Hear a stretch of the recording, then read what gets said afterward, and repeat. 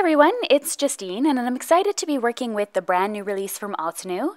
If you go ahead and check out my blog, I have a giveaway as well going on there, and I'll link to that below in the video description. I'm going to be using the stamp In My Thoughts, and today I wanted to show you how you can spice up your layering stamps a little bit besides the standard layering. I am, however, going to show you how to layer the stamp set before we get started. There's also a layering guide on the back of the stamp set that shows you how. So you start off with the tree, then the outline, then finally the flowers. This is a perfect stamp for spring. So I'm going to go ahead and start with the first stamp that you're going to be using for the layering, and I'm going to stamp it on a spare piece of Neenah Solar White cardstock in 80 pound. I'm going to pick it up with my mini MISTI and I'm going to get started stamping. The first color I'm going to use is Espresso. Since I've never used this stamp before, I'm definitely going to be using my MISTI so I can stamp it a couple of times to get the impression that I want. So because the stamp is going to be in the same place each time, you can stamp over and over again until you get the result that you want. So I inked this stamp up for a second time, and then I went ahead and closed the door, and this way you get a good impression each time. This stamp I find is very easy to line up. Sometimes I have trouble with layering stamps, but this one here has a couple of guides that make it really easy to line up. So for example, the two bumps on the tree over on the left-hand side of the trunk are where I was able to line up the second stamp so easily. So I went ahead and closed the lid to pick up the stamp, and I'm going to be using this time this ink called Lava Rock. This is actually a dark gray, but since I had used my darkest shade of brown ink of Altenew ink, I needed to make sure that this was going to be darker. So this is going to add the extra details of the stamp. For example, the lines in the trunk and then extensions of the branch itself. Now the third layer of the tree, I ended up being able to line it up quite easily using the bottom of the trunk as my guide this time. So I was able to fit in the flowers that would have fallen off the tree onto the ground there, and it was a direct line up with the trunk itself. Now since I wanted this to be a spring card, I am going to use pink. If you're doing a fall card, of course you could switch it up as well. So I'm going to use Puffy Heart ink. I'm going to ink up my stamp and then stamp the final step. Now for me personally, I find the more solid space on a stamp, when it's brand new, the more often I have to stamp it. So I actually went in and stamped this 3 times in order to get the shade that I wanted. This has to do with the fact that when clear stamps are made, they could also have a little bit of a residue on them still from the manufacturer. This is such a gorgeous stamp. I love the way that it turned out. It's so beautiful, and there is a coordinating die cut that I'm going to use to cut it out. Now, I had this idea in my head from the moment that I started, and I see that there is a gap in between the tree and the bottom of the tree. So they have this almost space for a sentiment, and I thought, how cool would it be if I had an exact mirror image of the stamp itself, so I could stamp my sentiment in the center. So I'm going to be doing some mirror image stamping next. So I'm going to place my die on top of my paper here. I'm going to make sure that it's going to cut out perfectly. I'm going to add my purple tape and send it through my die cutting machine. Now I have this perfect die already cut out, and I have a perfect image of my stamp set. But I want one that curves in the other direction. So I'm going to be using a mirror image stamp here. This is just simply a piece of rubber that is made so that you could do mirror image stamping easily. I will link to it below in the video description. This is my first time ever using it for a layering stamp, and I'm curious to see if it will work. So I went ahead and I stamped it onto my mirror image stamp. I find personally that I need to stamp it 3 times or so to really get all the ink on there, and because it's rubber, it doesn't absorb into it at all. So I go ahead and grab my paper, and I'm going to lay it into the corner of my cardstock, and then I'm going to pull up and I'm going to have an impression on here. You can see it's not very dark, so I'm going to go ahead and do this and repeat it until I'm happy with the results.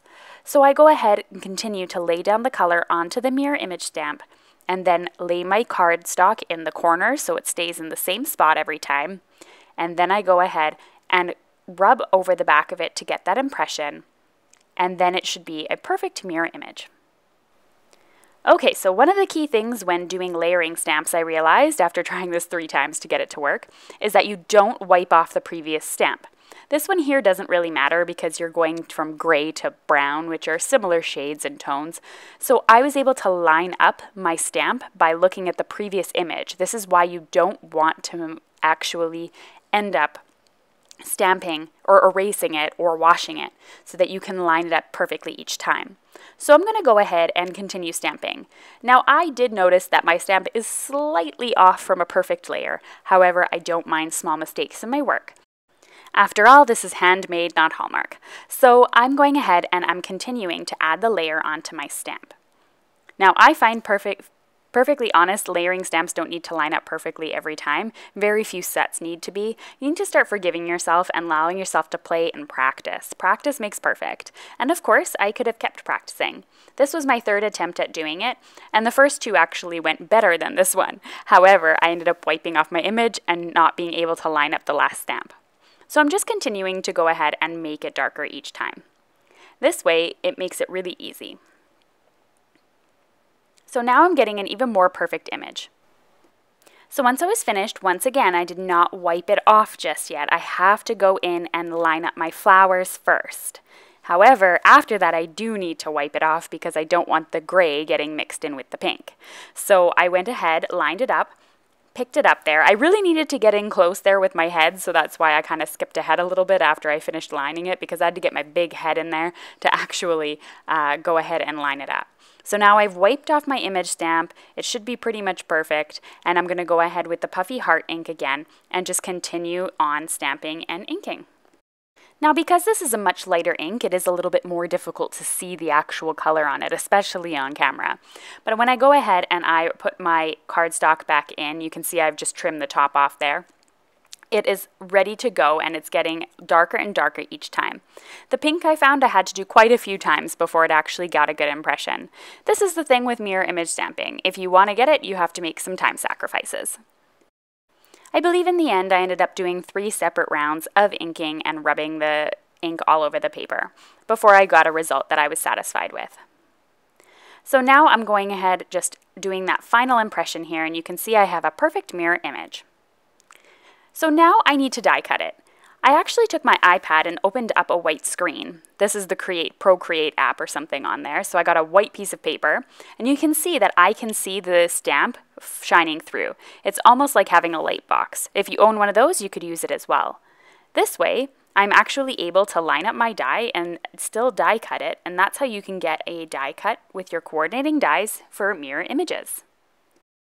So now I have my 2 perfect trees. You can see my vision came to life. I now have a really cool box in the center where I can add my sentiment. Now I added some tape runner there to the top, bottom and top of those so that I can place them, and then I'm going to stick them on top of my card front, which measures 4 by 5 1/4. I thought sticking them together first would work really well, but I ended up then just going ahead and placing them on my cardstock and fiddling around with them until I was happy. I did think about going in and adding maybe a blue sky or some grass on the background. It looked a little bit strange, the 2 trees just sort of floating there, but I thought I would go ahead and add the sentiment first and see how I felt about it afterwards. Sometimes that happens. So I'm going to go ahead and I'm going to add the Thinking of You stamp. This is from the same stamp set as those trees, In My Thoughts it's called. And I'm going to just ink it up using some black ink here, and just adding that to the center of my card. So I'm now finished with the card front as far as I know. I'm going to mount it on my card base and see how I feel about all that white space. So I went ahead with my tape runner and just added that to a horizontal card base measuring 4 1/4 by 5 1/2 when it's all folded. And I went ahead and added a sentiment to the inside of the card. This is also from the same stamp set. I love how Altenew's sentiment stamps almost always come in with sentiments that are good for the front and the inside of the card.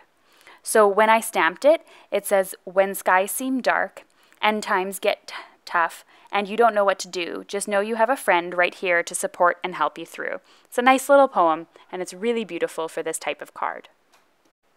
So that's the end of this card here, but I wanted to show you one final idea for how you could amp up your stamping supplies and your layering stamps. So I went ahead and stamped down the first layer of my tree once again. And then with the second layer, I decided to go in with some Versamark ink this time. Now dye inks generally dry very quickly, so I wasn't worried about the inks actually sticking to the first layer at all. They dry super quick. So I went ahead, added the Versamark, and then I added some platinum embossing powder from Altenew. This is one of my favorite new embossing powder colors. It's so gorgeous and a little bit different than your standard gold and silver. So I went ahead and I melted the tree here. Now if I would have known as well that I was going to do my sentiment in the same embossing powder, I would have done this all in one step, but because I wasn't too sure of the placement yet, I didn't do that. Now comes the third layer, and the embossing powder is going to resist that pink color, so it's going to be really gorgeous, add a little extra touch of detail and a little extra shine to our stamp. I hope it's okay that I skipped ahead a little bit here just to save some time. So I found I needed to push really hard to get it in between the details of the embossing, but you can see that shine is so worth it. So once I was finished, I ended up stamping the sentiment that I am here for you today and always, the same stamp set again. Such a gorgeous and versatile stamp set for sympathy cards or just to let a friend know that you're thinking of them. And so I really love the way that this looked. And so I just put it onto a card base here to finish it all up. And now you have two ideas on how you can enhance your layered stamps in various ways. I hope you learned something in this video and maybe you'll give mirror image stamping a try. Or if you're feeling super confident, maybe a layering stamp. I do find less complex layering stamps are going to give you much better results. Alright everyone, thanks so much for watching. Don't forget to check out my blog for that giveaway. I also have a suggested video here, and you're welcome to subscribe to my channel. Thanks so much once again for watching, and enjoy the rest of your week. Bye-bye!